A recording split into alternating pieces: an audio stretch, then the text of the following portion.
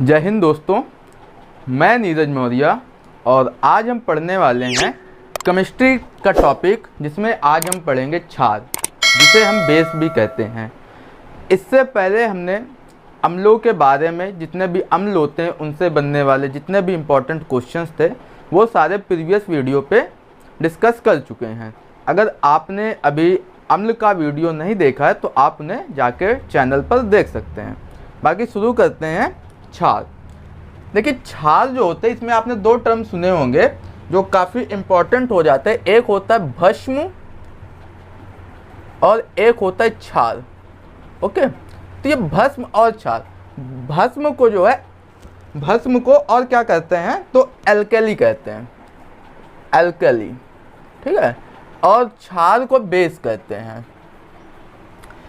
अब ये भस्म और क्षार में क्या बेसिक डिफरेंस है वो हम देखने की कोशिश करेंगे कि इनमें क्या बेसिक डिफरेंस है। एक्चुअली जो क्षार होता है ये पानी में अघुलनशील होता है, अघुलनशील। कहने का सेंस ये है कि ये जो क्षार होता है ना, बेस, ये इनसॉल्युबल होता है, इनसॉल्युबल इन वाटर। ओके, लेकिन ये जो भस्म होते हैं, एल्केली होते हैं, ये सॉल्युबल होते हैं, पानी में घुलनशील।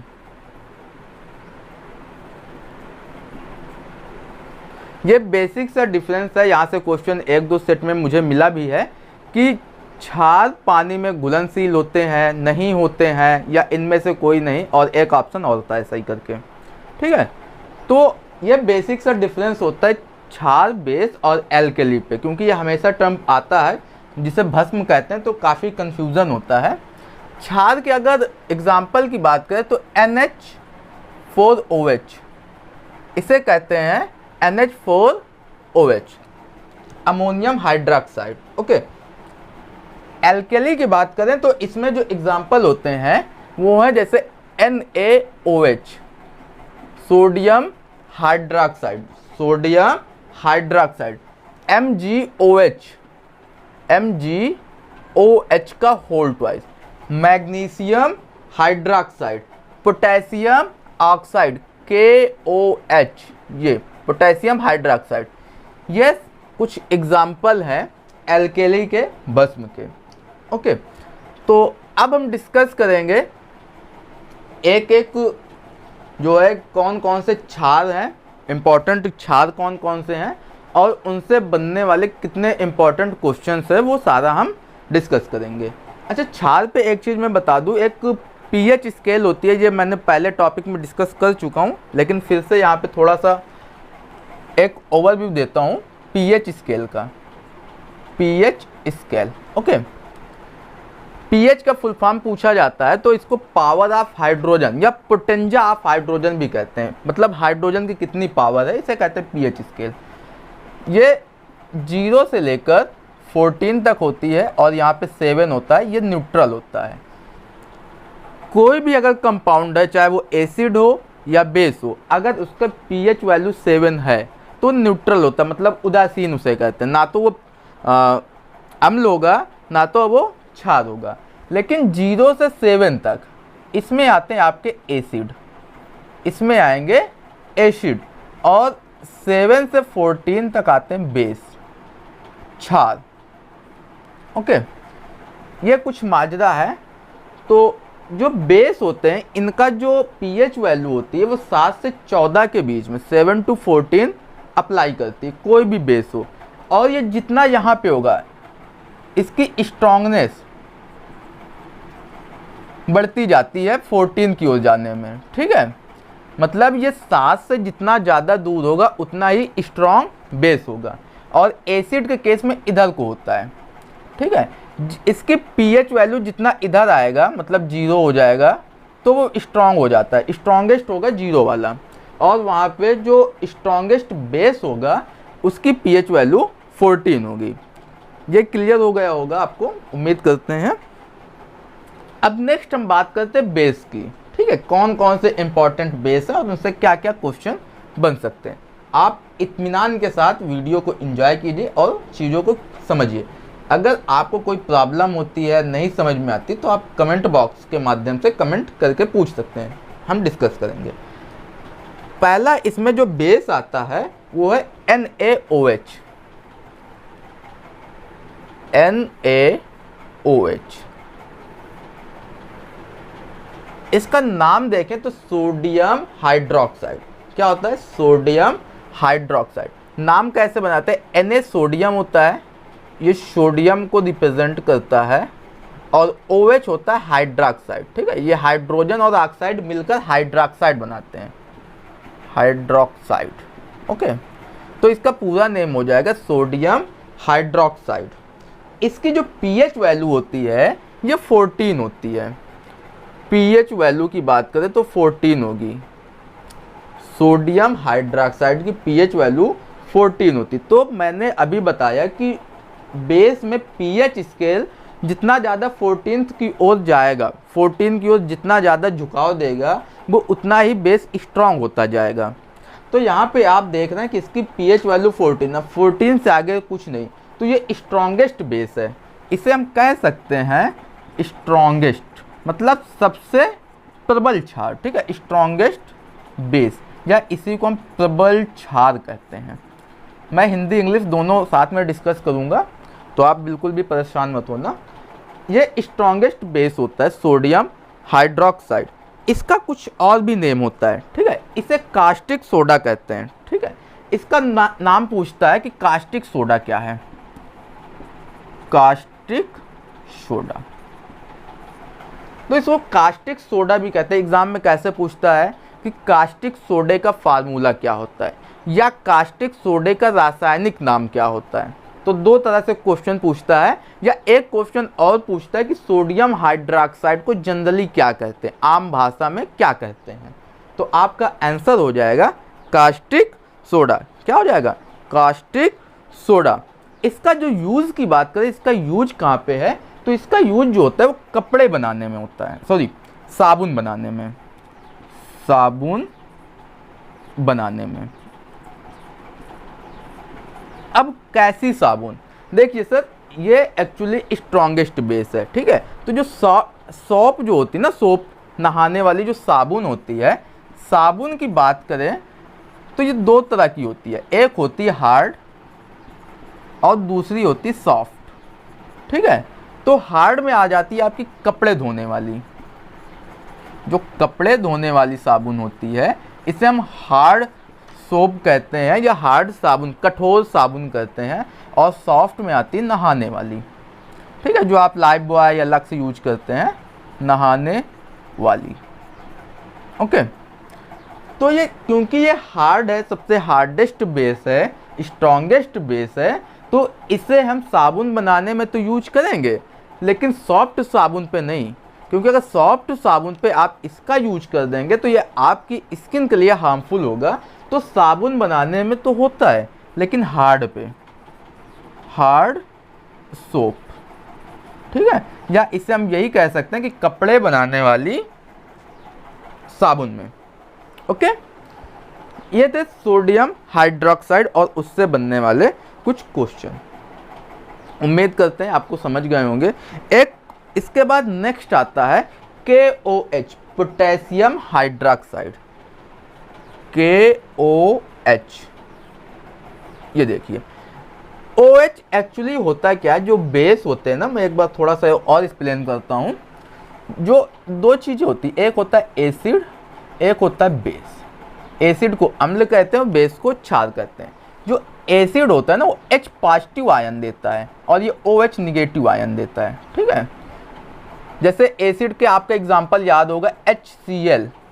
आपने केमिस्ट्री पे हाई स्कूल, वैसे 8th से है, हाई स्कूल इंटर 8th में आपने ये पढ़ा होगा कि जो पहला एलिमेंट होता है वो हमेशा पॉजिटिव होता है, पॉजिटिव आयन होता है, और जो लास्ट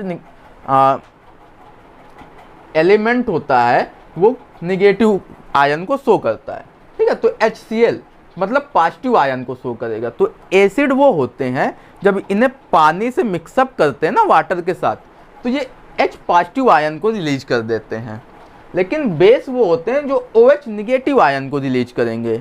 तो अगर कभी कंफ्यूजन मिल जाए ना कि कौन सा बेस होगा, कौन सा एसिड होगा, तो उसका सिंपल सा फंडा फाइंड करने का ये है कि आप उसका जो है, जो भी फार्मूला है, ठीक है, केमिकल फार्मूला जो भी है, आप उसमें देखिए हाइड्रोजन अप्लाई कहाँ पे कर रहा है। अगर हाइड्रोजन पहले अप्लाई कर रहा है और OH नहीं है, समझ रहे हैं ना, अगर OH नहीं है तो वो एसिड है, हाइड्रोजन है और पहले आता है तो मतलब एसिड है, और अगर OH आयन है और वो लास्ट में है तो वो बेस है, एकदम 100% ये श्योरिटी है। ओके, तो ये जितने भी आपको बेस मिलेंगे सब में OH आएगा जरूर 100%, अगर OH नहीं तो बेस नहीं, ये सिंपल सा फंडा होता है इसका। ओके, बात करते हैं पोटेशियम हाइड्रोक्साइड की, इसे हम कहते हैं पोटेशियम हाइड्रोक्साइड।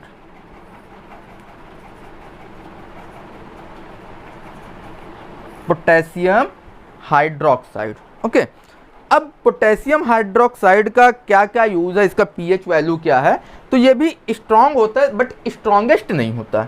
इसके अगर हम पीएच वैल्यू की बात करें तो 13 से लेके 13.5 होता है। ओके, 13 to 13.5 मतलब जो सोडियम हाइड्रोक्साइड है उससे कुछ कम।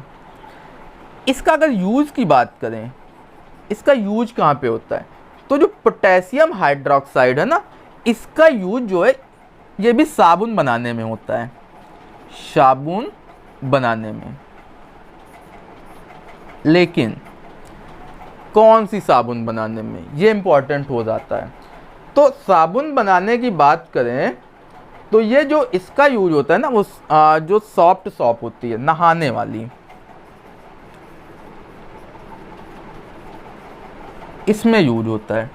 ओके, सॉफ्ट सॉप में यूज हो, तो जो KOH होता है पोटेशियम हाइड्रोक्साइड, इसका यूज सॉफ्ट साबुन बनाने में होता है, ठीक है, नहाने वाली साबुन, सॉफ्ट साबुन मतलब नहाने वाली साबुन, पोटेशियम हाइड्रोक्साइड का।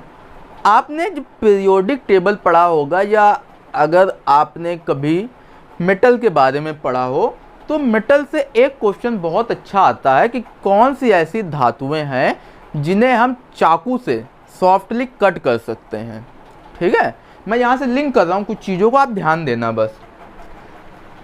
केमिस्ट्री पे एक क्वेश्चन आता है अच्छा खासा कि कौन सी ऐसी धातुएं हैं जिन्हें चाकू से जनरली होता क्या है कि जितनी भी धातुएं होती हैं वो हार्ड होती हैं, सारी होती हैं, लेकिन दो इसमें एक्सेप्शन है, अपवाद है, और वो है सोडियम और पोटेशियम। ये दो ऐसी धातु, यहाँ पे मैं लिख देता हूँ, सोडियम एंड पोटेशियम चाकू से काटी जा सकती हैं, काटी जा सकती हैं। ओके, तो आप इन्हें कैसे लिंक करेंगे कि साबुन पे यूज होता है, कौन सा कैसा। ठीक है, तो देखो सोडियम और पोटेशियम जब आप इन्हें चाकू से काट देते हैं तो मतलब ये सॉफ्ट हुई, सिंपल सा मतलब है कि ये सॉफ्ट हुई ना, तभी तो आप इन्हें नाइफ से कट करते हैं। और आप साबुन के देखिए, उससे भी तो सॉफ्ट होती है, आप इजीली नाइफ से कट कर दे, तोड़ देते हैं बीच से। तो आप ऐसे लिंक करेंगे कि सोडियम और पोटेशियम ही एक ऐसी चीज़ है जो साबुन में यूज हो सकती है बेस के फॉर्म में। यहाँ तक क्लियर हुआ? मैंने कई सारे क्वेश्चन डिस्कस किए तो आप इन्हें याद रखना सारे। एक यहाँ से क्वेश्चन और मुझे माइंड कर रहा है, सॉफ्ट सॉप में पोटेशियम हाइड्रोक्साइड तो यूज़ होता है, लेकिन आपने देखा होगा कि कभी जब हम नहाने जाते हैं और हमारे आँखों पे कुछ साबुन चला जाता है या झाग चला जाता है तो हमारे आँखों से आंसू आने लगते हैं। क्या रीज़न है उसके पीछे? क्वेश्चन पूछता है एग्ज़ाम में कि आँखों से आंसू किस कारण से आते हैं, किस केमिकल की वजह से आते हैं। या जो मूवी वगैरह पे आपने देखा होगा आर्टिफिशियल टीयर्स बनाए जाते हैं, कृत्रिम आंसू, देखा होगा एक्ट्रेस या एक्टर्स रोते रहते हैं आंसू बहा बहा के, तो वो आर्टिफिशियल होते हैं, ऐसे तो निकलते नहीं। तो उसके लिए एक केमिकल यूज होता है जिसका नाम है ग्लिसरीन। ठीक है, मैं यहाँ पे राइट करता हूँ, ग्लिसरीन। ये कृत्रिम आंसू बनाने में यूज होती है, कृत्रिम आंसू बनाने में। होता क्या है एक्चुअली जो ग्लिसरीन होती है ना, ये साबुन पे यूज होती है नहाने वाले में, इसका और भी यूज होता है, लेकिन जो आंसू आते हैं हमारे आंखों से झाग जाने पे, उसका मेन रीज़न यही है आपकी ग्लिसरीन। ठीक है, यहाँ से आप याद रखेंगे। तो दो हमने डिस्कस किए, अब उसके बाद कुछ और भी हैं, उन्हें हम डिस्कस करते हैं। ओके, नेक्स्ट जो हमारा है बेस वो है MgOH, MgOH का होल ट्वाइस। ठीक है, अब आप इसका नाम सोचें, Mg होता है मैग्नीशियम, OH होता है हाइड्रोक्साइड। ठीक है, तो इसका नाम हो जाएगा मैग्नीशियम हाइड्रोक्साइड, हाइड्रोक्साइड। ओके, ये इसका नाम हो जाएगा मैग्नीशियम हाइड्रोक्साइड। इसका एक उपनाम भी है। जनरली जितने भी एसिड होते हैं या बेस होते हैं उनके एक जनरली नेम होते हैं, तो वहाँ से इंपॉर्टेंट क्वेश्चन हो जाते हैं, क्योंकि आप देख के अगर ये नहीं पूछेगा कि MgOH का केमिकल नेम क्या है, क्योंकि आप तो बना लेंगे उसको, लेकिन वो ये जरूर पूछेगा कि MgOH का होल ट्वाइस का अदर नेम क्या है, इसे और क्या कहते हैं। ठीक है, तो इसे मिल्क ऑफ मैग्नीशिया कहते हैं। इसका जो नेम है एक, वो milk of magnesia, milk of magnesia कहते हैं। Okay, milk of magnesium, magnesium का दूध। तो आप याद कैसे रखेंगे, देखिए OH को अगर देखें तो H2O बन रहा है कि नहीं, आप अगर थोड़ा सा इसको डिस्टरबेंस करके चेक करें तो H2O बन रहा है। मैं यहाँ पे समझाने के लिए कर रहा हूँ, H2O2 समथिंग, O2 भी बन रहा है, लेकिन H2O याद रखें, Mg। तो देखिए जो मिल्क होता है उसमें वाटर होता है कि नहीं होता, कन्फर्मली होता है वाटर, और Mg से मैग्नीशिया, तो मिल्क ऑफ मैग्नीशिया क्या बन जाएगा, MgOH का होल ट्वाइस। ओके, MgOH का होल ट्वाइस आप याद रखेंगे, इसे मिल्क ऑफ मैग्नीशिया कहते हैं, मैग्नीशियम का दूध। उसके बाद इसका जो यूज होता है एज अ एंटी एसिड होता है, use as a anti acid. अब ये क्या है एंटी एसिड ना, इसको हिंदी में प्रति अम्ल कहते हैं, प्रति अम्ल। चक्कर क्या है, एक्चुअली होता क्या है कि हमारी बॉडी पे एक एसिड बनता है हमारे स्टमक में, नाम है जिसका HCl, हाइड्रोक्लोरिक एसिड। तो जब हम कभी ज़्यादा चटपटा खा लेते, एक्चुअली HCl का जो मेन रोल है, वहाँ पे जो भी हम कुछ उल्टी सीधी चीज़ें खा लेते जो डाइजेस्ट नहीं हो सकती, या जो हमारा डाइजेस्टिव सिस्टम है वो उससे जो है ग्रिंड नहीं करता, पीस नहीं पाता, तो उन्हें गलाने का काम HCl करता है, और ये डाइजेशन में भी पार्टिसिपेट करता है, क्योंकि जो हमारा स्टमक होता है वहाँ पे कई सारे केमिकल होते हैं, हार्मोन्स होते हैं, ठीक है, और जूस भी होते हैं, तो उन्हें एक्टिव करने का काम भी HCl करता है। तो इसका पंगा क्या होता है कि जब हम शादियों में गए, खूब बढ़िया सा टेस्टी फूड मिला, हमने खा लिया, अब जब हम ज़्यादा खाएंगे तो उसे पचाने के लिए हार्मोन्स या जूस वो भी ज़्यादा चाहिए। अब जब वो ज़्यादा आएंगे तो HCl भी ज़्यादा आएगा। अब रीज़न क्या होता है, HCl ज़्यादा आने की वजह से एक लेयर होती है जिसे कहते हैं mucus layer, mucus layer. Okay, ये पूछा गया क्वेश्चन है। हमारा जो स्टमक होता है कुछ यूं, मुझसे ड्राइंग बनती नहीं है, आप समझिए, तो यहाँ पे एक लेयर होती है पतली पतली सी, ठीक है, जिसे हम कहते हैं म्यूकस लेयर। ये करती क्या है, एक्चुअली जो एसिड बनता है एसिड से हमें बचाती है, ये हमारा जो स्टमक होता है उसे बचा कर रखती है कि उसमें गड़बड़ी ना हो, वो डैमेज ना हो। लेकिन जब एसिड ज़्यादा हो जाएगा, इसकी भी एक लिमिट है, तो यह हमारे पेट में जलन स्टार्ट करती है, जिसे आप एसिडिटी कहते हैं, खट्टी खट्टी डकारे आना, हाँ एसिडिटी होती है। तो आप एसिडिटी के केस में क्या करते हैं, फिर इनो लाते हैं मार्केट से, या खाने का सोडा यूज कर लेते हैं, ठीक है, खाने का सोडा यूज करते हैं। तो वो क्या करता है कि जो एसिड होता है ना, एक बाद में अभी रिएक्शन बताएंगे, जब एसिड और बेस आपस में रिएक्शन करते हैं तो ये दोनों न्यूट्रल बनते हैं और साल्ट बनाते हैं, न्यूट्रल होकर साल्ट बना देते हैं। तो हमारे बॉडी पे था HCl, हमने खाया MgOH का होल ट्वाइस, मतलब मैग्नीशियम हाइड्रोक्साइड खा लिया, तो ये जाके अंदर जो है एक साल्ट बनाएगा और वाटर रिलीज कर देगा। ये OH का होल ट्वाइस है तो ये वाटर रिलीज कर देगा और Mg और Cl मिलकर मैग्नीशियम क्लोराइड बना लेते हैं, जाके साल्ट होता है। ये मामला चलता है, इसे ही हम कहते हैं एंटासिड। ऐसा कोई भी बेस जो एसिड के इफेक्ट को डी इफेक्टिव कर दे, मतलब एसिड का जो भी इफेक्ट है ना, अम्लता है, उसे खत्म करके सॉल्ट बना दे, उससे हम कहेंगे एंटासिड। उम्मीद करते हैं आप समझ गए होंगे एंटासिड क्या है। जो इनो होता है उसमें भी एंटासिड होता है, उसमें तुम यही होता है MgOH को होल ट्वाइस। खाने का सोडा जो होता है वो भी क्या होता है, सोडियम बाइकार्बोनेट होता है, सोडियम बाइकार्बोनेट ये होता है।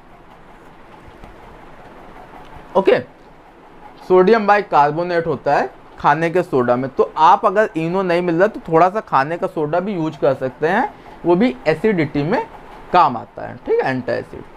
ये बात हुई आपकी एज अ एंटासिड, मैंने डिस्कस कर दिया क्या होता है एंटासिड। ऐसे ही मैं सारे टॉपिक डिस्कस करूंगा, जो भी टर्म आएगा उससे जो भी रिलेट कर सकते हैं ना, जो भी वहाँ से क्वेश्चन एग्जामिनर के माइंड पे चल सकता है वो हम डिस्कस करेंगे, क्योंकि हमें एग्जामिनर का माइंडसेट को कैच करना है। रीज़न यही है क्योंकि हम पढ़ते रहते हैं, वो नहीं, हमें ये देखना ट्रेंड क्या चला रहा है, एग्जामिनर कहाँ से क्वेश्चन पुटअप कर रहा है वो हमें पकड़ना है, और अगर वो हमने पकड़ लिए तो हम सक्सेस हैं फिर। ओके, तो ये क्लियर हुआ। एक और एसिड मैं यहाँ पे डिस्कस करता हूँ जिसका नाम है AlOH का whole thrice, aluminium hydroxide, aluminium hydroxide. Okay, ये होता है एल्युमिनियम हाइड्रोक्साइड, AlOH का होल थ्राइस। इसका सिंपल सा यूज इतना है कि ये जो वाटर प्रूफ कपड़े बनते हैं ना उसमें यूज होता है एल्युमिनियम हाइड्रोक्साइड का। अगर इसके यूज की बात करें तो वाटर प्रूफ क्लॉथ्स बनाने में, okay, in formation of water proof clothes, water proof कपड़े बनाने में एल्युमिनियम हाइड्रोक्साइड यूज होता है। ये पूरी तरह से नहीं यूज होते, इनमें और भी अदर कंपाउंड यूज होते हैं, लाइक वहाँ पे जो रेसेस होते हैं, फाइबर होता है, वो यूज होते हैं, लेकिन ये भी यूज होता है, ठीक है। यहाँ से क्वेश्चन पूछा जा चुका है कि कौन सा छाल जो है वाटर प्रूफ कपड़े बनाने में इस्तेमाल होता है।